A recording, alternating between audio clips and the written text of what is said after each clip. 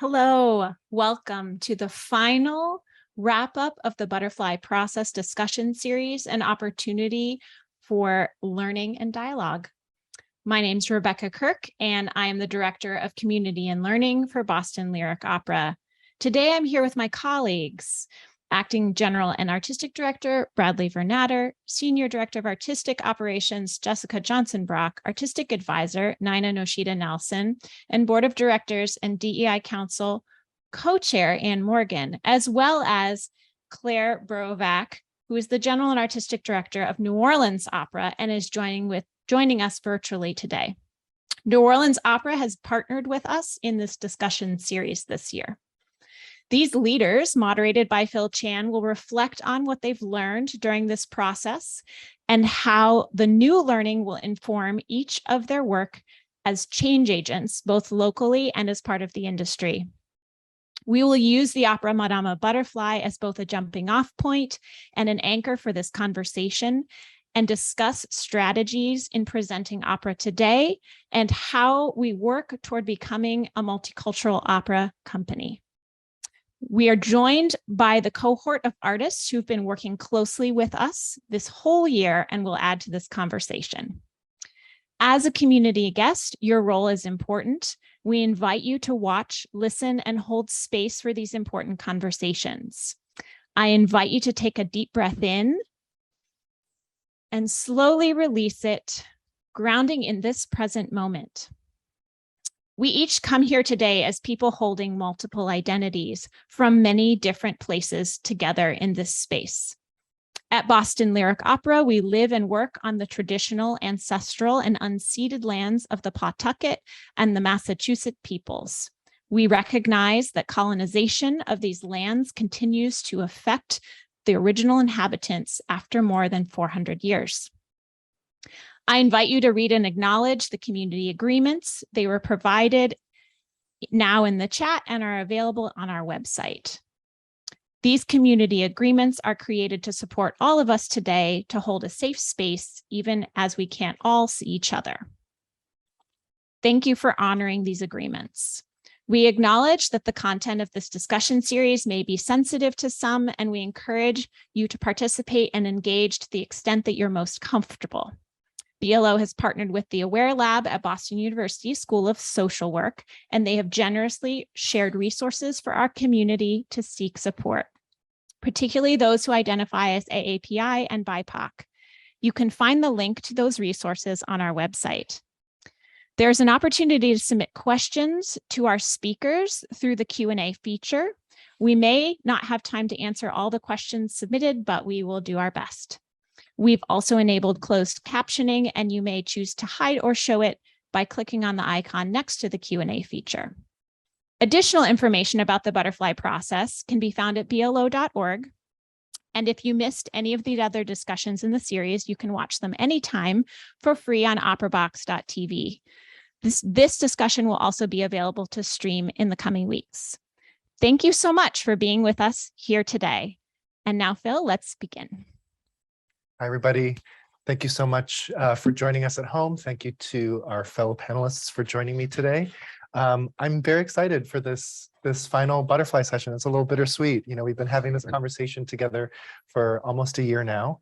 For those of you at home who are coming into this conversation, this past year, BLO was originally going to produce Butterfly as part of their season, and then realized that they weren't in a position as an organization to do it in a responsible way that really reflected the values of the community and what they're hoping to do as an opera company.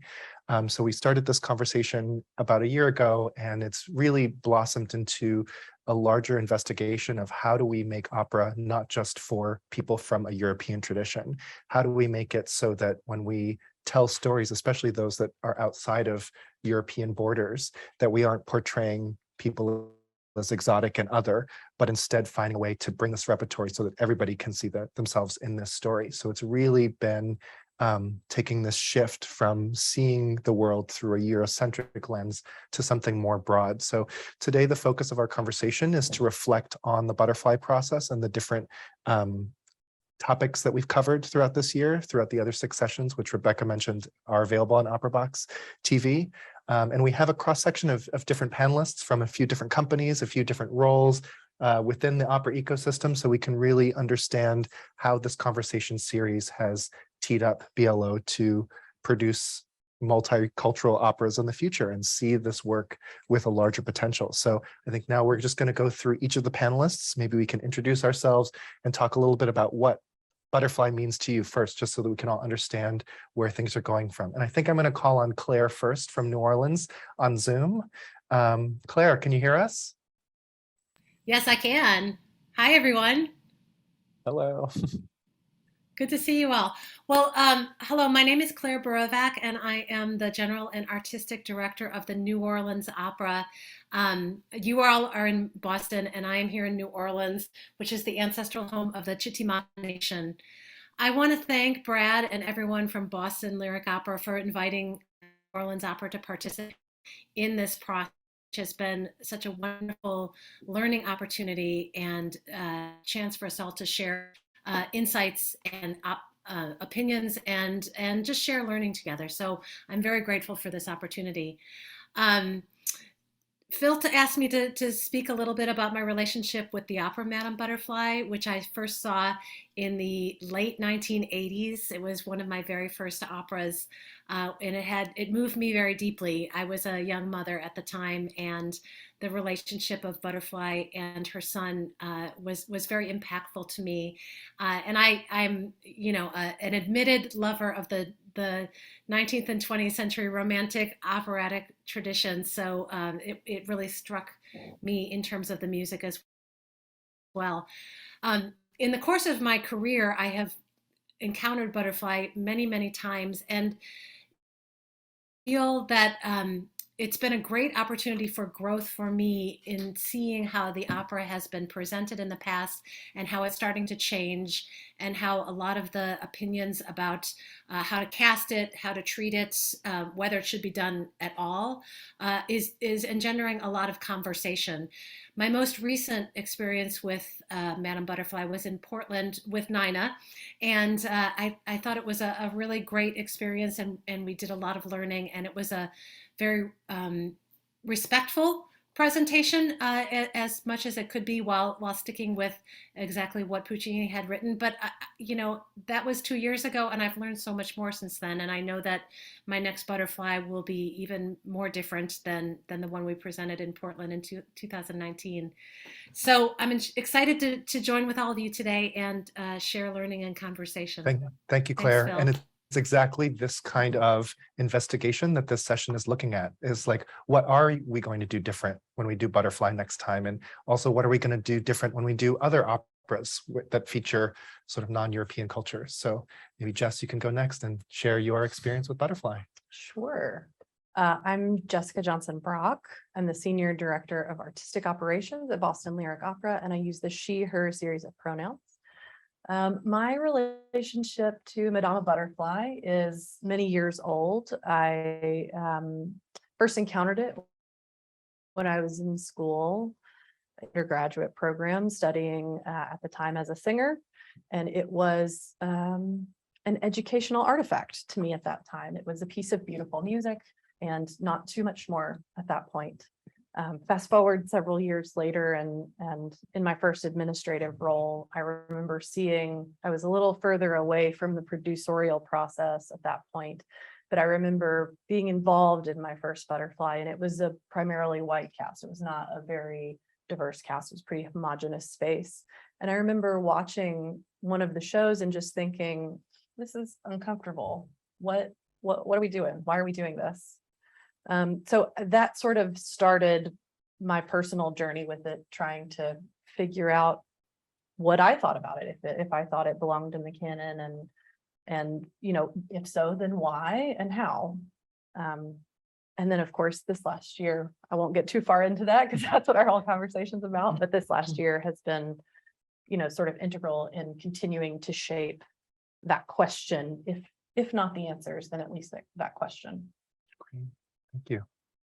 Anne. I'm Anne Morgan, and I'm on the board of directors of Boston Lyric Opera. I think I've been there for 2 terms. I consider it a privilege and a very exciting place to be because of the productions that are both classical and very innovative. My first Butterfly was probably when I was in my 20s. The emotion of it probably didn't hit me, nor did the casting or some of the other things that we've talked about. I probably have seen it 5 or 6 times, mostly by companies like the Met or Boston Lyric Opera. And as the non-artist here, the music probably prevented me from the sensitivities that some of you have, having been cast in it or watched it as an artist. The costumes, the makeup, the acting, until this past year. And I also will not go into it because we'll do it later. But my eyes have been opened, my mind has been opened, and my heart has been opened. Great. Thank you for that, Anne. Let's go down to the other end, to Nina. Hi, I'm Nina Yoshida Nelson. I use the she, her pronoun series. I am a mezzo soprano. Luckily, I don't have to be singing today because my voice sounds really interesting right now. However, yeah, I can talk. I am also a newly appointed artistic advisor here at Boston Lyric Opera. I'm the co-founder of the Asian Opera Alliance. My history with Butterfly is a very long one. The first time I ever sang a Butterfly, I sang the role of Kate Pinkerton and covered Suzuki, and was told by one of the patrons who came to the show that I completely ruined the opera for them because I was so horrible in my portrayal as Kate Pinkerton, which meant that I did my job Right. well. And I've done well over 150 performances of Butterfly since.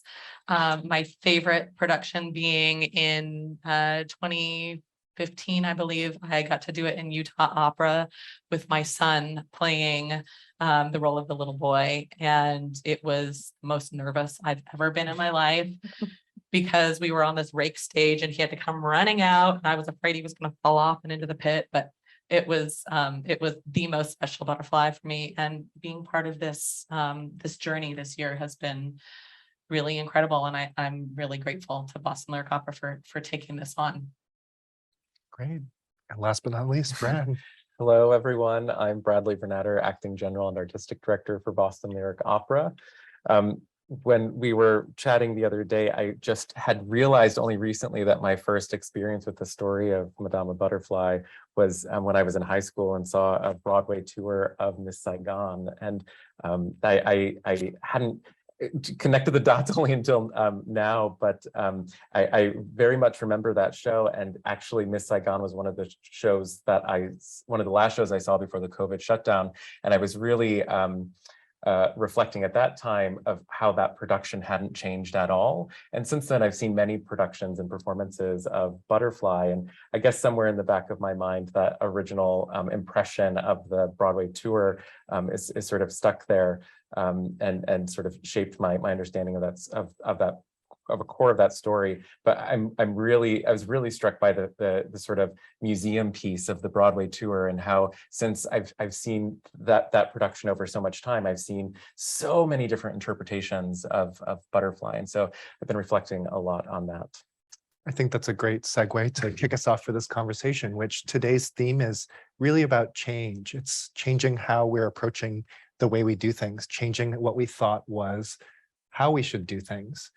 So what I'd like us to do is look at different areas of the opera ecosystem. So from the artistic side, from the marketing and the community outreach side, to the board of directors, to just really understand how we're going to change. And before we get too scary about change, just remember that change is baked into the performing arts, right? If you think about Shakespearean plays, over 400 years old, we've seen so many different versions of Shakespearean plays. And we're just now starting to get to that juicy point with some of these operas where, Madama Butterfly's just turned, just over 100. And now we're starting to see some of the themes continuing to survive into the 21st century. So we're actually a very exciting point in terms of this repertory. So I'd like to start with sort of zooming in very specifically to talk about Butterfly, and this can be for any of our panelists, but would love to hear about how this conversation series over the past year has changed your feeling about Butterfly specifically as a work. I'm happy to start since everyone else is sitting here. I said something yesterday in another talk we were doing that like when I was originally cast to sing Suzuki in this production.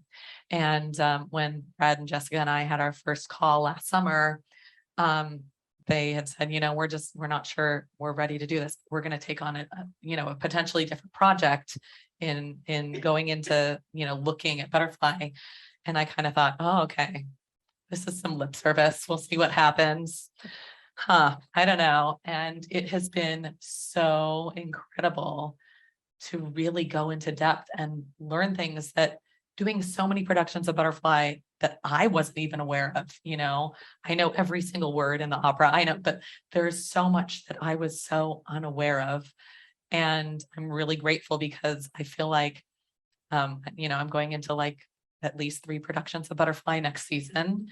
And I'm going to be able to take what I've learned this year and hopefully share it with all of those other casts and all of those other people and all those other production teams. And, what we've started here will hopefully create change throughout our industry. And it's been really incredible for me to learn about something that I thought I knew everything about already. And just for folks who missed some of the other conversations, they're all archived, so you can go back. There's actually supplemental readings you can do. There's blog posts. So there's a lot of other resources besides just these conversations that will be available as a BLO resource for the whole field indefinitely. So yeah, thank you for that, Nina. I'd love to jump in if I can. I'll go for it, Claire. I what Nina just said was so right. And I feel the biggest learning for me in this whole process has been not necessarily just the idea of how we cast Butterfly, but also who leads the process, who makes the decisions, who is the one who's forming the story that we're telling on stage. And yet I know that's been a direction that the field has gone in a slight way in the past couple of years, but I think it's time for us to really dig into it. And, who better to tell this story than somebody who lives this story? And I'm speaking about, director and conductor and artistic staff, as well as the artists on stage, because they'll be able to bring such a deeper perspective than someone who has not lived in the skin, and in the society that we're living in. So that's what we're doing in New Orleans, is we're making sure that we have people who have a deeper understanding of the story, not just Madame Butterfly, but all the other stories that are not Eurocentric stories. We want to make sure that they're being told by people who have that lived experience. So that's a very valuable part of it. And as a producer, there's a little bit of a push and pull, which I'd love to hear Brad talk about too. From my perspective, and I was having a conversation with another artistic director, it's my responsibility to put work on the stage for my audiences to respond to. But in this instance, as a white woman, if I want to present, Blue or Porgy and Bess or something like that, should I have a lot of say in how that is produced? Or should I hire someone as a director, as an artistic advisor, and speak to that experience a lot more? And we're experimenting with that with Butterfly. I think it's the right way to go, to choose someone to direct the piece and let her decide how it's going to be. You have to trust their artistic impulses and artistic taste, but they're the ones making the decision and not the producer, the general and artistic director of the company. So. Yeah, I think she called on you, Brad. She did. Yeah. Well, one of the ways that we are responding to that as well, Claire, is through with our artistic advisors. And I've been really grateful for the contributions of John Conklin, who's a longtime artistic advisor, then Bai Casaboni, who has joined as an artistic advisor about a year ago, and Nina now as well, to have more individuals participating in the conversations and the artistic planning for the season, and expand understanding the perspectives that are part of the multifaceted, many layers that go into planning a season, planning a production, planning a project, in addition to assembling the creative team that will be creating the world, the vision, and bringing this to life on stage with all of the artists. One of the takeaways from this whole process for me that I have been most inspired by is hearing directly from the singers and participating in conversations with the singers. And Nina and I have talked about this, Jessica as well, we've talked about this many times, that it's so often that the singers arriving to the first day of rehearsal, that's sort of the last piece of the puzzle and the traditional way of how things operate. And when the cast arrives, many other decisions have not just been made, but have been locked in already. And so particularly on pieces that reflect specific identities and are very culturally or racially or specific to specific identities, the individuals who are portraying those people on stage. One of the takeaways from this process for me is how important it is to engage early in those conversations so that day one is not the first day of like, now you're forced into your costume fitting and this is your costume, but to have agency and contribution in those decisions. Sounds like these are both you and Claire are talking about some larger approaches of like how this conversation has shifted your other thinking. So, I mean, you just announced next season, coming up. Like how is this going to change your thinking about some of the rep on next season's program? Well, next, do you mean the following season? Yeah, this upcoming season. The 22-23 season. Well, I mean, the 22-23 season was sort of in planning in process over this last year. I think what we're learning now we'll really be able to put into practice starting the 23-24 season. Our planning timeline is sort of so long, and that has been part of what I think has perpetuated some of the static ways of how our industry and sort of artistic planning has operated. And so now that we're starting to put plans in place for the 23-24 season, that I'm really looking forward to applying it to that year. Yeah. Claire, can you share any specifics about how this has shaped how you're putting together your next season and how you're thinking about it and casting it and who's being invited to contribute? Absolutely. We're having all of these discussions, both on a staff level and a board level, about what the pieces are that we're going to be producing and who are the artistic voices who are going to be leading that process. Next season has, as Brad said, has been planned for a while, and we announced back a couple months ago, so that's set. But when we talk about, the pieces that we're choosing and placing them in the community in which we live, and having a reason for why are we producing this opera, what is important to be told at this time, and who is the one who is important to be telling this story. So we're really framing everything around that as we think into the future. Great. You both also touched a little bit on casting, and I'm wondering if this process has shifted your approach to how you cast your operas and who controls that, and what do these operas even look like by who is performing them? I'm getting a lot of eyes. I feel like it's my turn. You do a lot of casting, don't you? I do a little bit of casting. Yeah, that's part of my responsibility. So if you think about Butterfly specifically, I'll start there and then maybe we'll talk about something larger. But if you think about Butterflies specifically, the thing that I'm taking away from all of these conversations is that there isn't a singular answer, that there are many answers that could be agreeable, and there are a few answers that are less agreeable. And so I think kind of what Claire was talking about, if you have folks around you who are contributing to the conversation and you have a non-homogeneous group that is ultimately making those decisions, then most likely you will end up with a non-homogeneous group on your stages and creating your work in your creative teams. That's something that Brad and I have talked about a lot as we've, crafted what next season looks like and how we, present work on the stage, and then how do you approach that in something that has identity as a central component of the story, I think is very different than how you approach something like a Romeo and Juliet that doesn't have to, but could. And then if you've cast a multiracial, a very diverse group in that piece, do you, what level of approach do you take? Do you address race in that group in the storytelling? Do you let that story be completely in, the what's the word? The sort of like mystical, magical Fantasy. fairy place. Mhm. Yeah, fantasy. Do you let it just live there and not address the differences that each of those human beings is bringing to that performance? And again, I think there isn't one answer to that. I think there are better ways and worse ways to do that. And if you trust the artists that you put together, Mhm. and if you make sure that the artists you're putting together are not a completely homogenous group, then I think you're going to end up with a better answer than if a single human being or a single homogenous group makes those decisions. So it sounds like that diversity helps eliminate some of the built-in bias in the field that can keep opera sort of on one track or in a static way.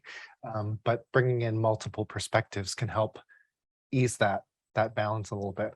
Absolutely. And it's challenging because you want to bring in a variety of perspectives and bring in diverse groups. And you also want to be careful. The other thing that's like really stood out to me is this pigeonholing concept. Mhm. You have to be so careful that you aren't bringing someone in just because of their race, that, Mhm.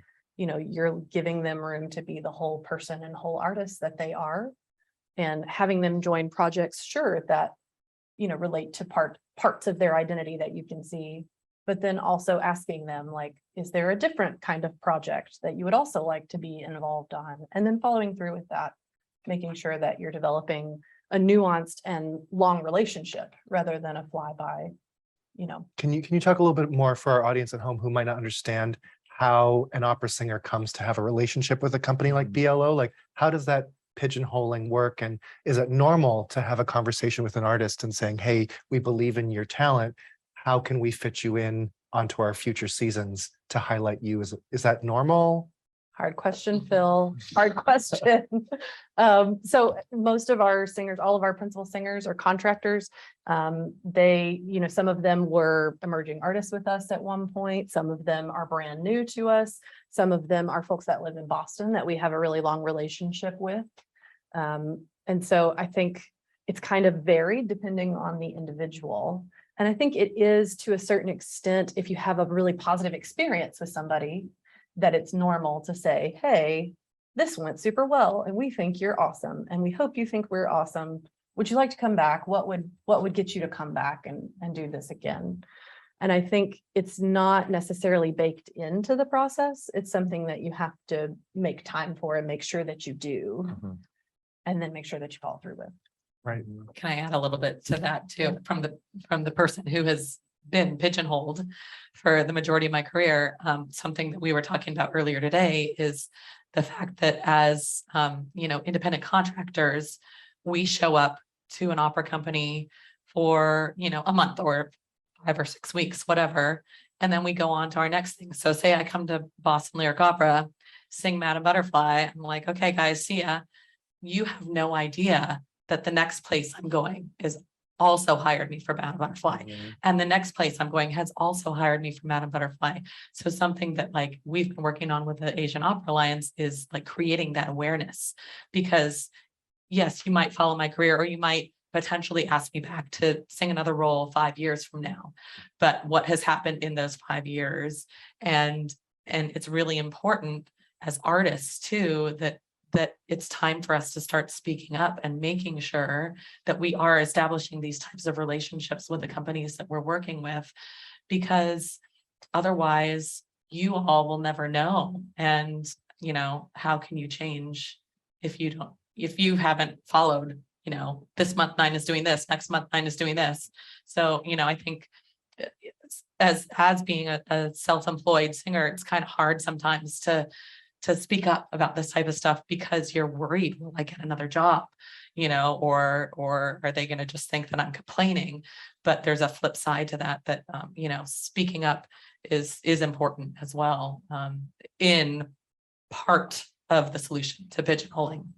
So I think just more listening in general and developing a slightly different dynamic relationship with the artists we employ is something that's sounding like this is a sort of byproduct from this conversation that we might think about a little bit more deeply in terms of future programmings. I do want to shift gears a little bit because we do have a lot of ground to cover, but I'd like to talk a little bit about the community aspect around this opera. Has this process changed how you market Madama Butterfly as a work in the canon? Claire's I saw you nodding. yeah. Sure, I'll speak to that. First of all, I just want to thank Nina and all of her colleagues in the Asian Opera Alliance, because I think that they've been doing such fabulous work. And just to touch on what she just said, the work that they're doing this month with really looking at different opera companies and talking about how they're diversifying their casting, and if they are or if they are not doing it. For those of us who might not have paid enough attention to that in the past, it's been an invaluable resource and kind of a wake-up call. So I hope that myself and my colleagues in the field are paying close attention to that.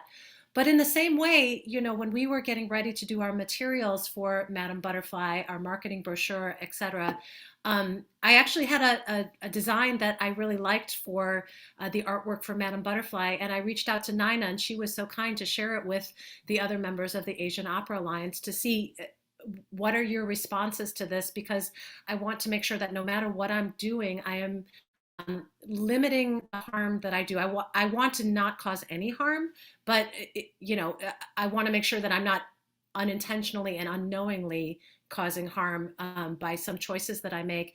And based on their response, we actually changed the artwork. So it made a big impact for us here at New Orleans Opera about how we are presenting this work. And in terms of what we're doing in the community, we instituted something called Community Conversations recently, which is a joining together of members of the community and opera staff and artists to talk about different themes within the opera and how we can, how that affects the lives of New Orleanians, and how we can use the themes in the opera to help make life better for everyone here. And we've done that for a couple operas now, and we plan to continue that series and talking to people about the work that we're doing on stage as well as in the community. I'm actually very excited about the way we're going to present Madame Butterfly, which is a little bit of an alternate take, and we're going to be engaging in some conversations with our AAPI communities to talk about the approach that we're taking with it, and having those conversations and really listening is the key. Right. Because I think it is challenging because, Madama Butterfly is an Italian opera. We forget that it's not a Japanese story at all. It is an Italian person's view as an outsider of a story between American people, which are also outsiders from this Italian perspective, and Japanese people. So it's really a very outsider process, but there's touches of truth, themes in the story, some of the narrative themes. There's real authentic Japanese music, folk tunes woven into the score with Puccini. So it's really hard to divorce both Americanness and Japaneseness from this opera. So being able to include people from those groups to help tell that story, especially if since the opera itself is about being Japanese and being American, might be a way to give us some clues for the future. What about here in Boston? How are we marketing this piece? How are we reaching out to the community in a slightly different way? Yeah. Similar experiences to what you were describing, Claire, and just using the butterfly process as an example, because you were talking about artwork in the development of how we were positioning and promoting and talking about the butterfly process. This was, in my experience with our organization, this was the first time where in this case, you, Phil, had initial conversations with the artists who were developing the work or developing the artwork that supported the butterfly process. Similarly, we shared with, I think with Nina, with you and with other artists involved in the butterfly process as part of sort of a feedback loop, as part of just building, ensuring that that we were engaging in multiple perspectives of how the artwork that reflects the work that we're doing is doing so respectfully. And I was very pleased with where we landed with that, and look forward with our marketing team to continue to apply that. Even another project this year, our marketing team had direct conversations with the artists and some of the individuals involved in the conception of the show, and we have not always made time or space for that. And so that's something that was a takeaway from this season to apply.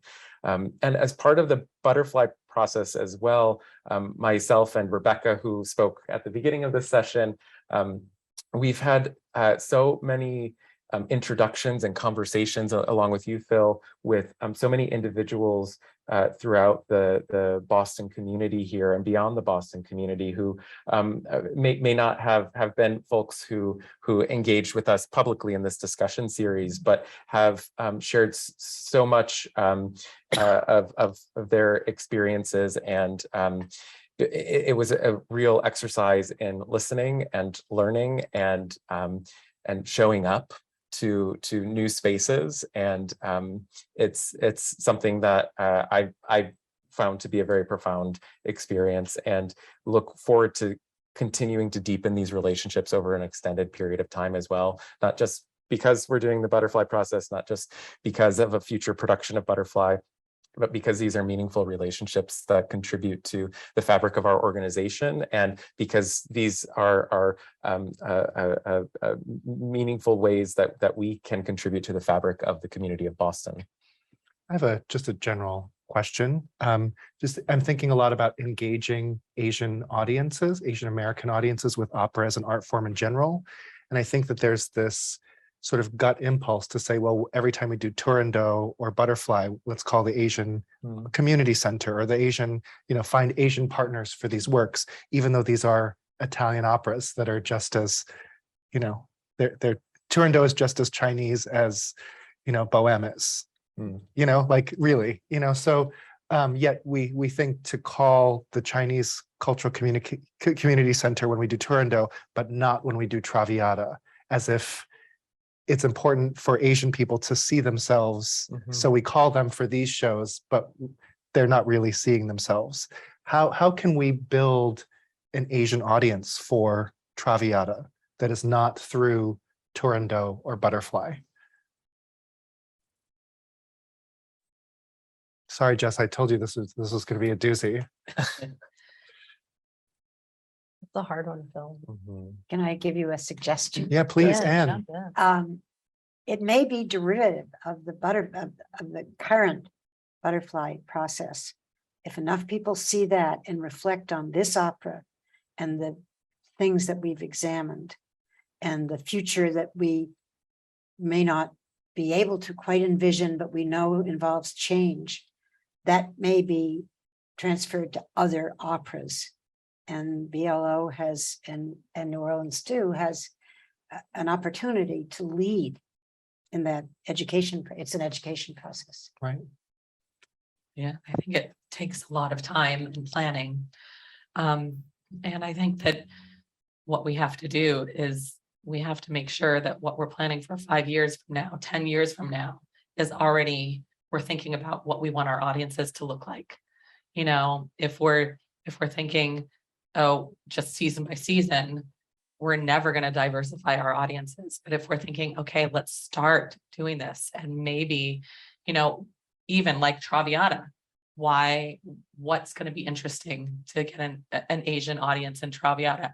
It doesn't have to be like Asian people on stage, but if we start to think about how we're going to diversify our audiences by the productions that we're creating, even if they're, traditional productions or whatever, I think that's where the seed has to start.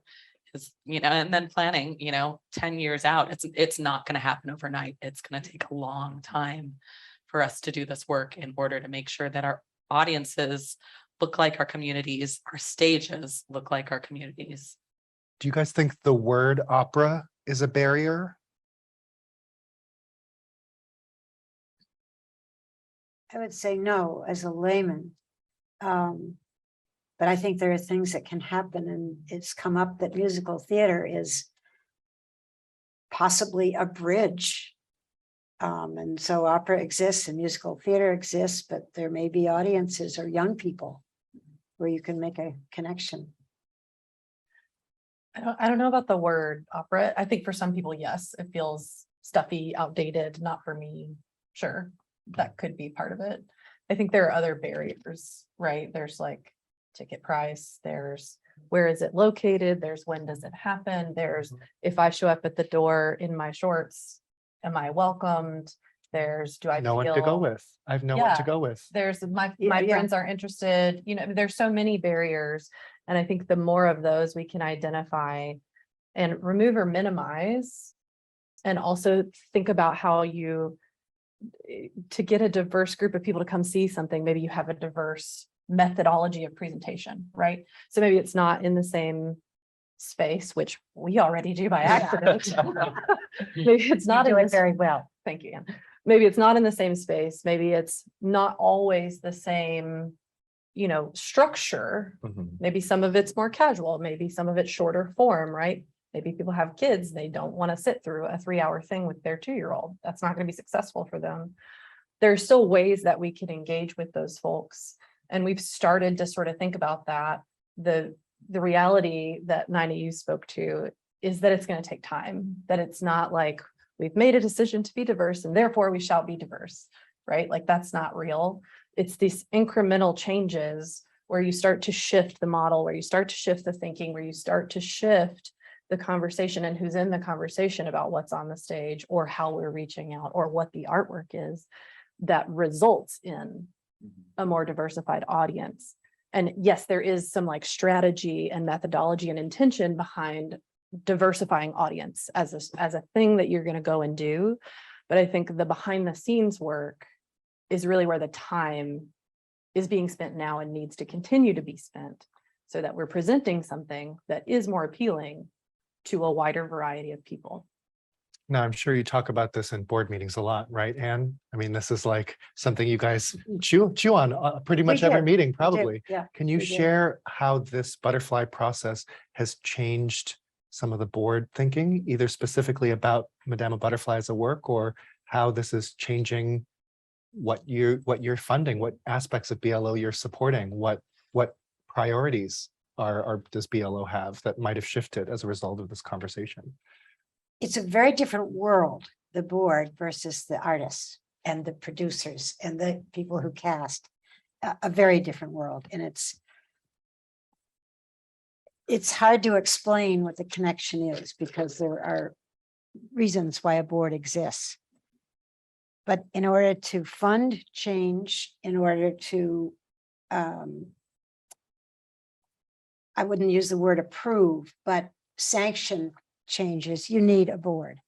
I think that the operative thing for any board dealing with diversity is education leading to awareness, and then education, which leads to understanding.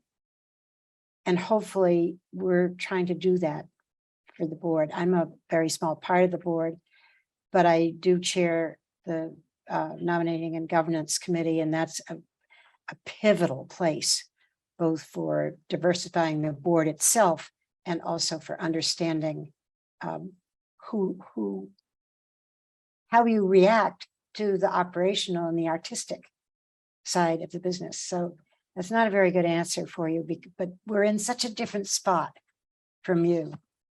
But I hope that every board member, when all is said and done, listens to every word of the butterfly process and listens and watches the brand new concert, which is very exciting and has interviews that just go on with the things we're talking about. Yeah. Claire, can you share any insights from the board at New Orleans Opera? Has this shifted either how your board is thinking or how you're having conversations with the board and how you're talking about future seasons, and has this made an impact on some of those conversations? Well, thanks for that. we've been having conversations about the need to reach out to our community, the need to grow our audience in all different areas of New Orleans. That's been something that was a real prime factor in my coming to New Orleans. You know, the board recognized that our audience was dwindling, and unless we changed, that the audience for opera would be gone in New Orleans. And since we're one of the birthplaces of opera in North America, that would be just a tragedy. So the board really it went forward with intention in knowing that we had to make some changes, not quite knowing how to do that, but knowing that that was going to be a priority for them. And then when I came in, one of the very first things we did was we instituted a new committee on the board that focused on diversity, equity, and inclusion. We now have a DEI statement, and I recognize we're a little behind some of our partners in the field in this area, in that it's only just about a year old. But we're really looking forward in all areas of equity and making sure that that the complex our community reflects our values, and that, you know, you see it in the casting on stage, you see it in the staff, you see it, we're working very hard in diversifying our board, and in the stories that we tell on stage, and really expanding beyond the 19th century European canon. You bring up a very good point that somebody in our Q&A has just sent in a question, asking folks about how do we balance the need for younger audiences with having this inclusionary focus? Like, do you find that we, like, how can we open up this repertory without losing our existing audiences, or how can we take risks to build new audiences without alienating our old audiences? So where do we find that balance between tradition and canon and supporting underserved, traditionally underrepresented voices? We have an example here in Boston of an institution that used young people. It's the Boston Museum of Fine Arts. And 2 years ago, they started a teenage curatorial program, and they brought these kids in. I think there were 8 or 10 of them. And they were allowed to go into the basement and the archives of the museum and choose. And it was a very diverse group. I would say most of them were African-American or Latina. They spent weeks picking out paintings, drawings, and prints. And then a very prominent part of the museum was devoted, and it's still up, to the show that these young curators produced. And I think it's now in its 2nd year. I don't know whether internships or there might be things that could happen in the office. There was some sort of stipend for those kids, but you wouldn't have to. So that's one place you could go to build young and diverse. And a lot of these kids didn't know anything about painting or a museum. And the program was very successful. Phil, I would say if anybody has a refined answer to the question you asked, I would love to talk with that person. Just like immediately, very long conversation. Maybe they'd like a job. I want to talk with whoever has that answer. I don't think that there is one answer, but I do think, you know, I think we sometimes sell ourselves a little short. Opera's kind of cool. It's really interesting. It's really moving. You know, I'm a young person. I think it's cool. I know a lot of young people who think it's cool. So I don't actually think there is an age barrier here. There are some components about the modern youth and attention span that are very real things, but people are still going to concerts. People still go to Broadway. You know, there is an interest and attendance in a younger generation to events that are happening in person that are the same duration. So I think it's about, you know, like we talked about earlier, it's about finding these barriers, removing or minimizing as much as we can, and inviting and being truly welcoming when folks show up.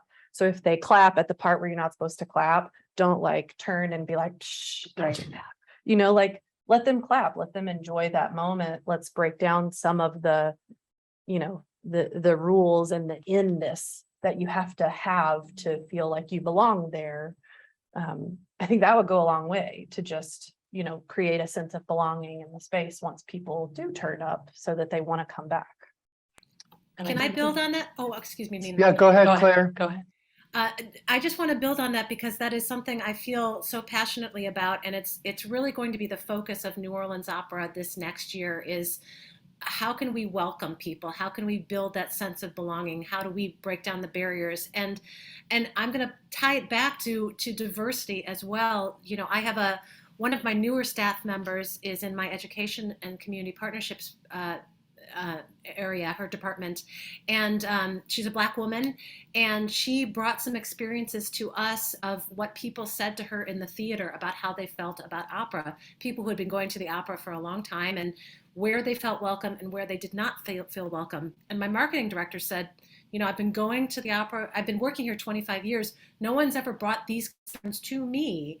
And it was basically, this is the Black community talking to someone that they trust and they think might be able to affect change for their community. And in the same way in age range, it's super important to me to have really the breadth of working ages. I've got millennials, I've got Gen Z, I've got Gen X, I've got, the whole scope, so that we're all looking at things from a different perspective and saying, how is this going to affect people of my age, people of my community, people of my gender, and looking at that holistically, and then using all of that to break down as many barriers as we possibly can. Nina, you had something I else? was just going to say, I think also telling relevant stories, to the communities that we want to attract to our shows. You mean you don't like 14-year-old geisha prostitute stories, Nina? Very relevant to my life. As an Asian woman? Absolutely. I think, some of these stories that the opera community is starting to tell, we are seeing people who have never been to the opera before come to the opera, which is amazing. But then it's like, how do we also get them to come to Traviata? And that's where like the planning and the long-term ideas, like with what we're doing with our productions, happen. But if we're making art relevant to all different types of communities, ages, whatever, it's about relevance, and it's about people coming to understand humanity and to feel things that they feel in their own life, see it on stage. And so I think relevance is if we're going to Traviata and seeing women in big ball gowns and whatnot, like, sure, it's beautiful, but is it relevant to today's society? Not really. But you could, if you could easily set Traviata in a story where, in the 80s and the gay men had to leave their lovers because somebody got AIDS. And so, that's this real raw story that we still have floating in our community. It's the same story as Traviata. So, And as long as the through line and as long the character arc, if it all stays the same and if it all makes sense, absolutely. maybe we need a countertenor Traviata, Brad. I think this is a great opportunity to bring in some of the artists who've been along with us on this journey. So if you guys want to come on to your Zoom, these are artists who were originally cast in BLO's Butterfly production, but have been conversing with us. They were the starring in the beautiful film B. Shout out to Mel, who's out there somewhere listening, who did an exquisite job in this film. And so would love to hear from some of the artists about how, maybe just twofold, how the butterfly process specifically changed your views on butterfly, but then also, are there any other larger takeaways with how you approach other roles in your career? Hi there. I am Jorge Andres Camargo. I was originally contracted to sing Bones with Boston Lyric Opera in this production of Madame Butterfly. I want to go really far back for just a second. My first opera that I ever saw was actually Madame Butterfly. I was in middle school and my sister took me to it. She had never been to an opera either. And she just wanted to go and knew that I really, really like storytelling. So to be honest, I was in middle school. So all of the heavy portions of the story didn't have an effect on me, but what really took me away and what really convinced me to actually start going to theater was just the production and the storytelling of the entire thing.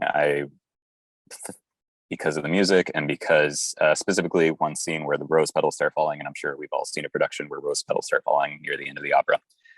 And it was incredibly satisfying for me personally, and I would learn this later because I was dealing with a lot of my own, as many of us do, but a lot of my own traumas that I had at the time. And the ability to be transported for a couple of hours and not remember my own story was incredible. And it started my journey into opera.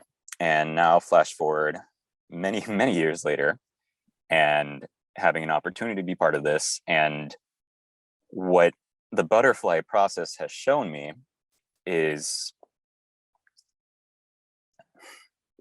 there's so much more to every story that I never thought about. I spent most of my school and I spent most of my education focusing on how to tell these stories, how to do these great productions, how to bring the work itself, which was to me limited to just what was written on the page and what the director wanted to do, and how to make myself a tool for that for that person's vision.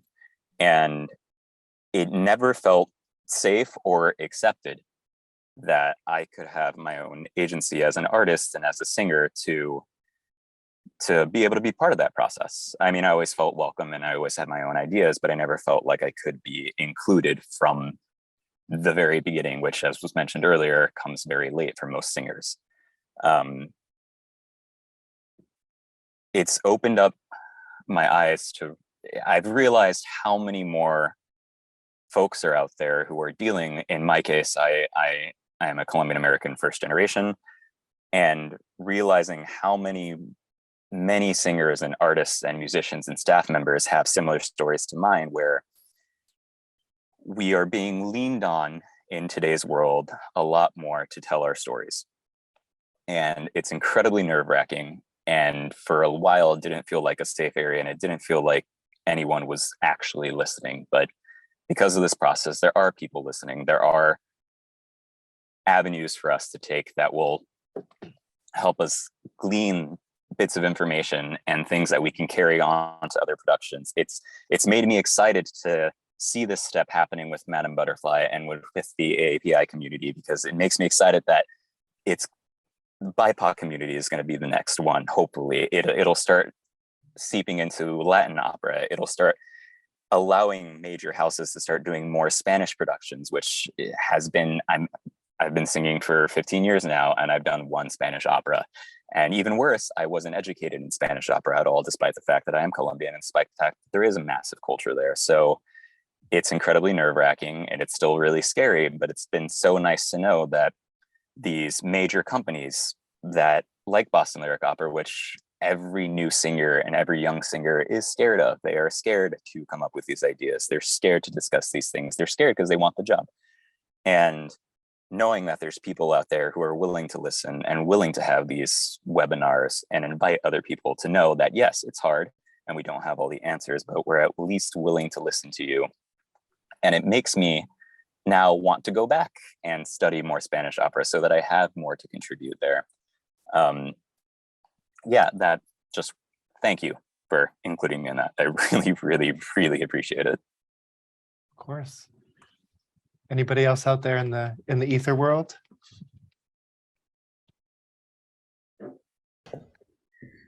Yes, I was really interested in throughout the butterfly process, in particularly learning about the history of Madama Butterfly, both in Puccini's creation of it and the world that he was operating in when he wrote it, but also the subsequent productions over the years, the different approaches they would take in this. And I feel for me, it has influenced not only my work as a singer, but particularly my work as a composer and creator, as it brings a certain humility to think about the fact that I don't think Puccini, in writing this piece, was intending to write something that was in any way making fun of or belittling Japanese culture, but it was just coming from, like the globalization of cultural information has increased since his time. And so it's made me think about, as I create, what things might I or people after me look back at in my work and find uncomfortable or questionable, and how can I sort of preempt that and critically examine the work that I'm choosing to set to music, for example. That's so interesting, because I feel like that's sort of the deal we make with the devil by going into the performing arts, is that anything we create either will blow into the wind like a mandala and be lost forever, or will take on a life that is outside of our control, that it becomes bigger or different, and we can't control that because we'll be dead, if we're lucky and it's that good that it keeps going, so I think that is both a humbling experience, but also kind of some of the beauty of our art form, that we do get to reimagine, we do get to change all the time. Like you were saying with Brad, like this Miss Saigon, where it's this sort of branded production, and the helicopter always comes down the same way, that we just don't have that same, this is the Phantom of the Opera copyright with Butterfly, or with works that are older and out of copyright, that we have more creative license and we can inject more of ourselves into it. But what does that do to the text in the process? Does it keep it alive, or does it contaminate it? That's the question I think we're constantly grappling with, and that's okay. That's okay for us to do that. That's what makes this interesting. Any other responses, or maybe even questions from the other artists? I have one quick response.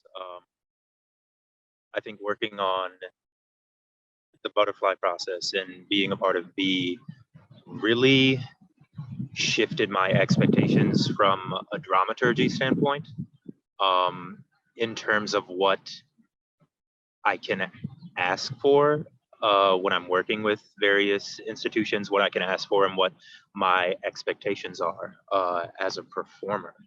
I think being willing to have a month-long process, not month-long, but a multiple month-long process, such as this one, really changed the way I expect institutions to treat these sorts of things now. And I think the more I move forward in this industry, it's empowering to have had that experience, because it makes me feel like, okay, I can speak to certain things in a way that I might have felt extremely hesitant to do in the past. So working on this process definitely was empowering in terms of what I can expect for people to kind of like, how I can expect people to treat the dramatic, problematic aspects of many operas that we do. So I'm grateful for that. Thank you. That's a very nice touch point to a question we also received in the chat. Someone said that some of us are dealing with some hostility and defensiveness from opera boards, who some members feel like they're giving something up by having this conversation, or that it's not welcome, because if they allow in diversity, it means they have to give up something from their heritage. And this can be a difficult and challenging part of change. So any thoughts from anybody, either virtually, artists, or here on the panel, about how do we deal with that conservative impulse, which is an emotional one, of saying, well, this is the butterfly that I saw with my grandmother, and I want to bring my grandchildren to this same experience, but you're changing it. So what do we do? How do we, especially with boards who control the financing of this stuff, and say, well, if I don't like it, I'm not paying for it? I think once again, it has to be an evolutionary process, and you would start by diversifying the board itself. Yeah. And there's a whole set of questions that arise as you think about diversifying a board. Now, are our board requirements going to change? Yes, they are going to change. But it has to be, I think I've said this before, it has to be an organic change in the board for that to calm down. That'll never go away. We all have different opinions about things. But to have it diluted enough that so that it's not a voice that is disruptive to the activity of the artistic institution. I think also conservative voices also have a place. And I Yeah. mean conservative, Yeah. I don't mean like, anti-abortion rallies and board members, but I mean like saying, no, let's hold on to this history, Preservation, let's yeah, preserve. Yeah, And I think that, often in the performing arts, if we don't know where we have been in the past, how can we know what rules to break in the future to move forward? So I think there is a very important place that those board members and those voices hold. It's just that, do they become a corset or something that binds us so closely that we lose the life of it? Or is it a healthy balance that keeps us from moving too radical too quickly? I think if you're lucky enough to be able to diversify your board over some period of not too many years, that will be kept in check. I also think there's a human component to that, right? Like that person is also a person who's having a feeling, right? So if that person is exposed to an artist who has felt like they've been pigeonholed or harmed by that work that this other person holds so dear, if those two individuals who are at the bottom of it, just human beings, if they can have the space to have a conversation that doesn't feel pressurized or like anybody's trying to take anything from anybody else, but just to have a coming together to find a point of understanding. I think whatever you end up putting on the stage, that connection, that human connection, makes a huge difference. Yeah, that's something Brad and I were talking about yesterday, is if the people who are in the audience have a personal connection in some way to the people who are on the stage, it's oftentimes so much more meaningful. I can speak as an audience member myself when I go and I see, my friends on the stage. It's just so much more exciting. And I think it's the same thing for, all of our patrons and all of the people who come to our shows. We're not just characters on stage, but we are human beings. And oftentimes the board is on, like, we never have, as artists, never meet the board except maybe at an opening night party, right? And it's just such different places and people, but if we can bring everyone together and create those relationships, I think that's where a lot of the understanding comes in. And the digital world may be able to contribute to that's happening. Yeah. Down the road. Yeah. We've got a hand raised out there in the Ethernet. The Ethernet. I just wanted to, I'm Zach Borchowski. I was going to sing Pinkerton. I just wanted to talk a little bit, or ask a little bit about the question of keeping things alive while also respecting the historical tradition, because it seems to me that there's some kind of disconnect between the Anglophone world and the my battery's going to die. The Anglophone world and the European world, because it's kind of a gradient through England. But if you look at like ideas of what stagings are going to be in Germany, I don't know that there was ever a time where like every piece had to be a museum version of the original production. Sorry, just so well said, Zach. Yep. Right. And like in America, it didn't used to be. I mean, when Puccini premiered Fanciulla at the Met in New York, like that was like how things were done at that time. There was no performance practice until much more recently. And so that disconnect is an aberration to me from the historical tradition of performing opera that is odd. And it's odd to me that it's only happened in English speaking areas. And it's like less so, I think, in the UK than it is in America. The tendency to romanticize and sort of fetishize these like original Zeffirelli style productions. Because I mean, even Zeffirelli is not original, right? So I would be interested, and I don't know if anybody else has any insight on this, to when this developed and why you think it's specific to like American culture and a little bit in England, I think. Too. I would say it comes in the 20th century when we were able to copyright works. So it is Zeffirelli's production of blank. And that's important because Zeffirelli needs to be able to make money off of his productions, and we need to be able to commodify it, and we need to be able to say what is different about Zeffirelli's production versus another Madama Butterfly. So I think in the 20th century, it was a commodification that was necessary, it just wasn't possible before video, before, productions were going global in that same way. I think it was a 20th century idea of commodification that we have not been able to shake. But if you actually look to, if we want to be conservative, we've always changed it. That's how we've always done it. That's actually the conservative impulse, is to change. So I think this is a relatively new and somewhat radical idea, that we hold on to this art in a sort of like a Broadway show. Like Wicked is always done that way because it's Wicked, copyright, trademark, Wicked, as opposed to Butterfly, which now further out is, maybe we can have some room to reimagine. As we are getting close on time, I would like to just go down the panelists and maybe share, if everyone could just share just general reflections about what does it mean from your perspective to shift opera from a strictly Eurocentric way of seeing the world to a multiracial way of producing opera. How does that look different from where you're sitting?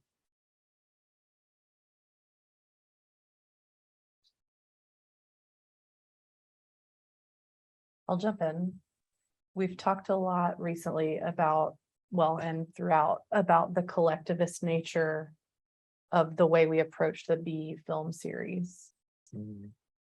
And I continue to think about this concept of scooting in and scooting a little more seats up to the table so that you can have more folks contributing to what comes out, right? Because we are a product-based organization. So if there are more people with a wider variety of perspectives coming to the table, you end up with something that looks different than if it was a homogenous group.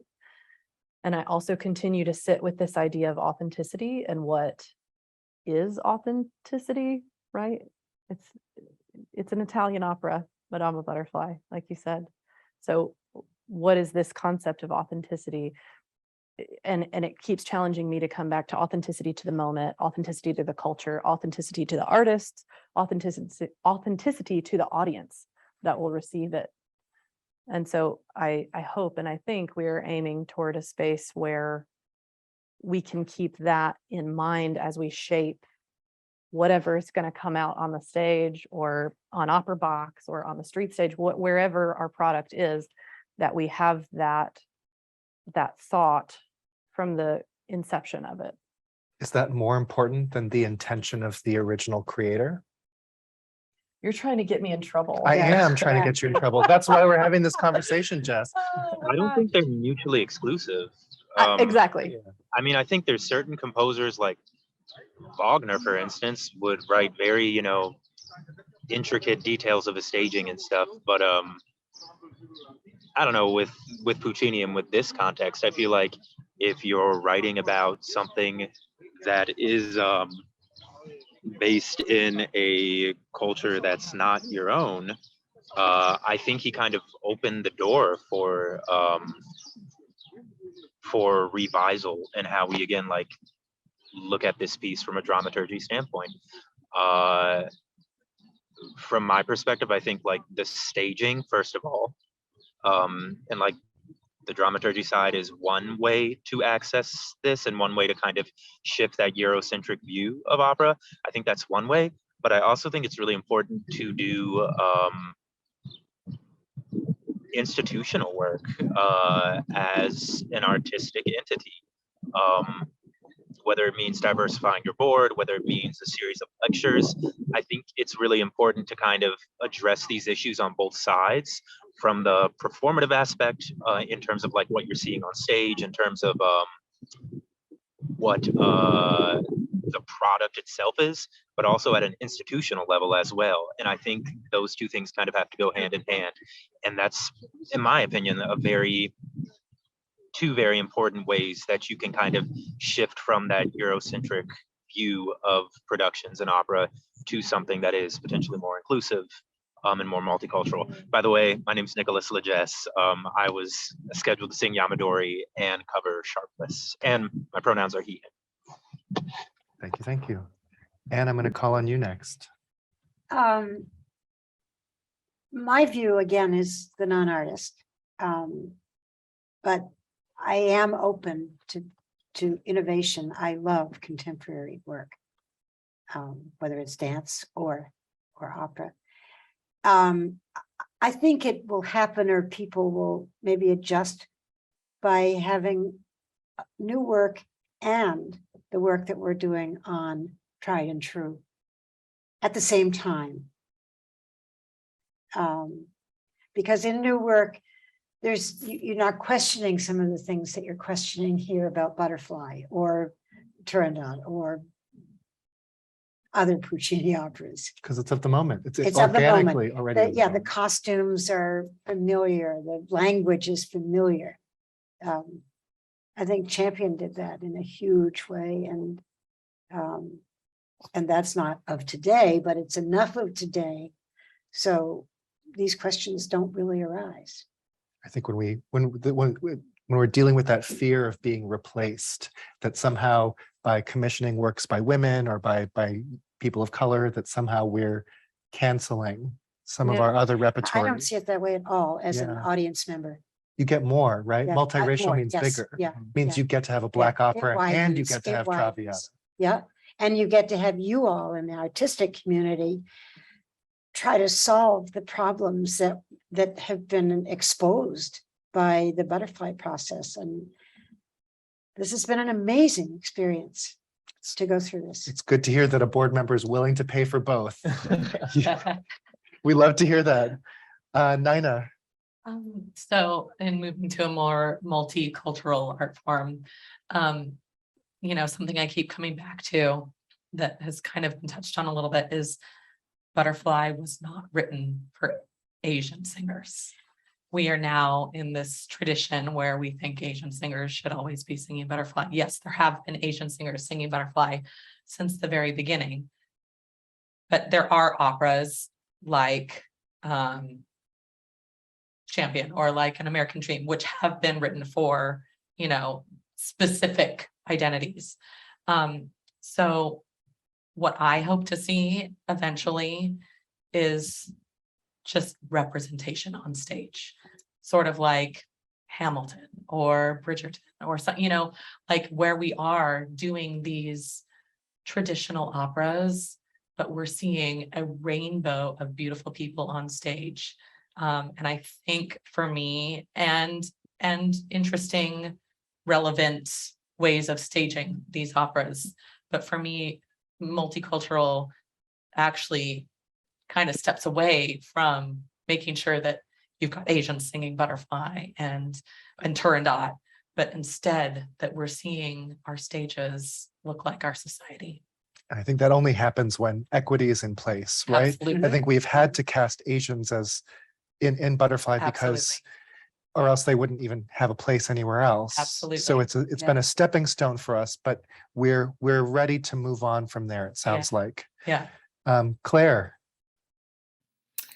Thanks. I could not agree more with all of the comments that have been made. And just let me add as well that the stories that we tell are important. And I don't remember who said it, I apologize. But when people not only can see themselves reflected on stage in what they look like, but what their lived experience is, I think that's when we're going to become a multicultural operatic institution.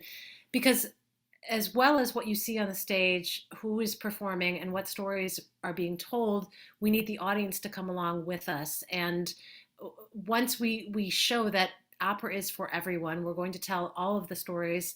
We're going to engage all of the people on stage. We are going to, just embrace every aspect of our community, the good and the bad. That's when I think our audience will come with us and join us in the Opera House to celebrate these stories together, and we become a much more multicultural institution. Thank you for that, Claire. I think we're going to end with Brad, who this project was really your brainchild, and you've convinced all of us from the board to the artists to other folks to come along this journey and to have this conversation. So first of all, just thank you for prioritizing this conversation. It's a rare treat that an opera company can actually take a pause and have this conversation and not just do lip service and say, okay, well, we fixed the problem because we brought in a couple Asian people now. So like I'm really curious, some specific shifts that BLO is going to do now in the future that you just can't do it the old way anymore. What are some specifics you can maybe share with us? Well, thank you, Phil, and thank you to all the artists, everyone on the panel today, all the panelists who have joined us through this year of discussion. It has been so inspiring, and I could not have anticipated from the first conversations we had with Nina, with all the artists, where we would be today, where this discussion series would take us, where B eventually landed. It was not something that I could have anticipated, but what I've been reflecting on is that at the time, several months ago now, we didn't have all of the answers, but we were committed to moving forward. We were committed to this opera, to this piece, and not to shy away from it. We've had identified that that we wanted to present a more respectful production. We didn't quite understand how to do that, and we said it was okay that we didn't know how to do that yet, and we leaned into it.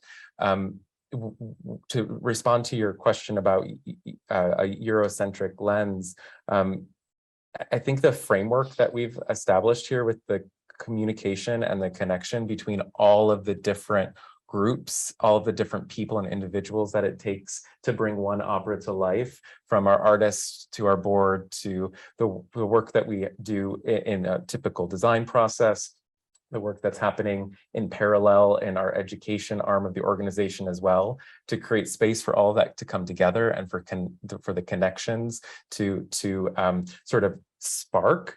I have not experienced that until this process, and that sort of framework is something that I'm very invested in applying and applying to future productions, and applying to works that will appear on our stages in the future, to take the time to bring all of these minds and perspectives together and to discuss and engage in the not just the topics and the themes, but what you were saying, Claire, in terms of lived experiences that I or others on my team may not know or be familiar with, to take the time to create the space for that before we even start to consider what the production will be, before we begin to consider the design choices, the concept, the vision, but to create the time well in advance with all of the individuals that are affected.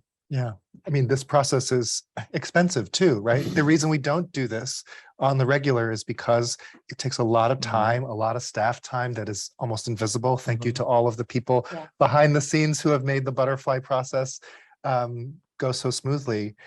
Is this something that BLO wants to commit to in the future for other shows, or even if it's more internal as opposed to external, or is the external part a big part of this work? I mean, how is this going to change when you do Aida or Porgy or Klinghoffer in the future? What does that look like? Yeah, we are in the middle of those conversations right now for future productions. And it's interesting that you brought up internal versus external. And even before we started the public discussions, which began in, I think, November, if my timeline's right, was the first public discussion. We had 4 months of internal conversations as a staff, and then with our artists, and then with our board, and then with our broader artistic community, which included not only the artists involved in this show, but our chorus, stagehands, crew, orchestra members who are part of the BLO artistic family.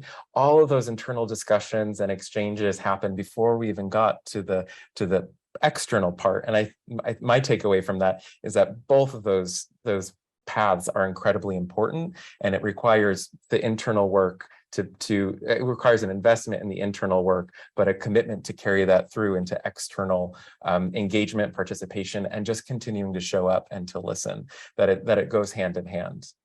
Great. Well, I just wanted to say thank you again to everybody on the BLO family, the board, the staff, the artists who have come together to bring this together. Thank you for Brad, Jessica's leadership on this conversation.